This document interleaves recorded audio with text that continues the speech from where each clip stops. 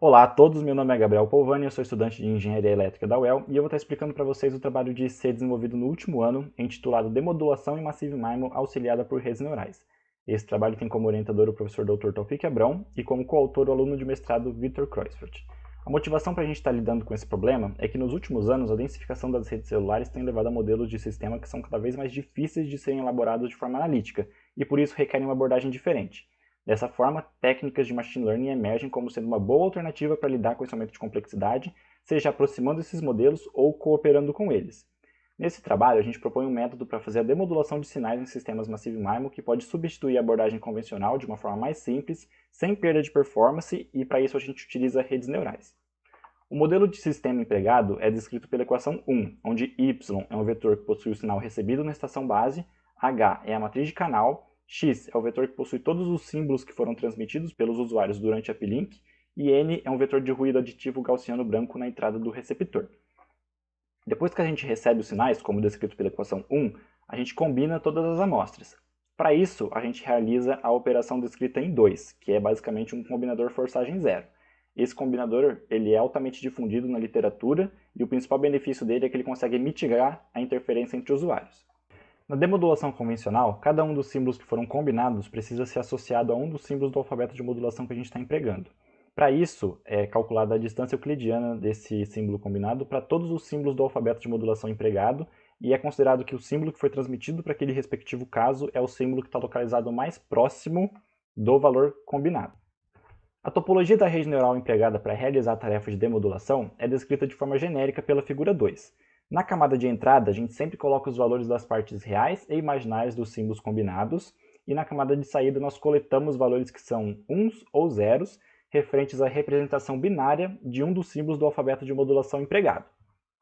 Por simplicidade, a gente considera a demodulação como sendo 4QAM. Dessa forma, a nossa rede neural projetada tem duas camadas, considerando a camada escondida e a camada de saída, cada uma com 2 neurônios, o que já é adequado para representar todos os símbolos da constelação.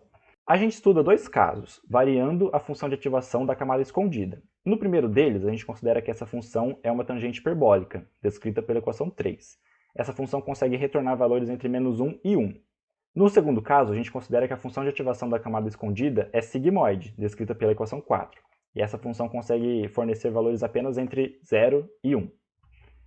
Com relação aos resultados numéricos, a gente optou por medir a performance dessas redes utilizando a taxa de erro de bit.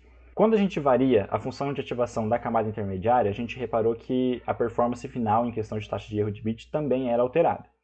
Considerando a função de ativação tangente hiperbólica nessa camada, a gente notou que a partir de uma dada SNR de treinamento, a gente conseguia obter a mesma performance obtida pelo demodulador convencional, que seria a performance ótima. No entanto, esse resultado não conseguiu ser repetido quando a função de ativação era sigmoide nessa camada. Isso acontecia porque durante a fase de treinamento, as redes neurais não conseguiam definir bem as regiões de decisão para cada símbolo, quando a função de ativação nessa camada era sigmoide. Para mostrar esse resultado, a gente trouxe essa simulação que está representada na figura 5. Aqui a gente pode ver que a partir de uma dada SNR de treinamento, as redes conseguem definir 25% da área da constelação para cada um dos símbolos quando a gente utiliza a função de ativação tangente hiperbólica nessa camada.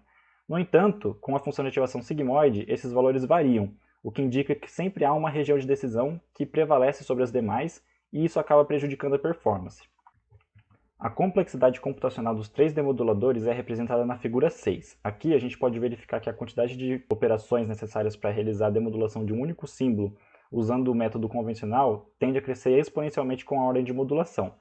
No entanto, essa quantidade de operações tende a ser muito menor para as redes neurais, principalmente em ordens de modulação superiores, o que pode significar um ganho de performance muito significativo. Conclusões desse trabalho. Bom, a gente percebeu que a melhor função de ativação a ser utilizada na camada intermediária é a tangente hiperbólica, e a gente percebeu também que a topologia proposta é bastante promissora para a demodulação de ordens superiores, mas ainda necessita de mais simulações para a gente poder verificar se a performance não vai ser degradada para esses casos.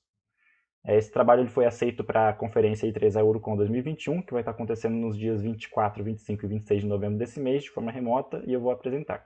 Obrigado pela atenção de vocês.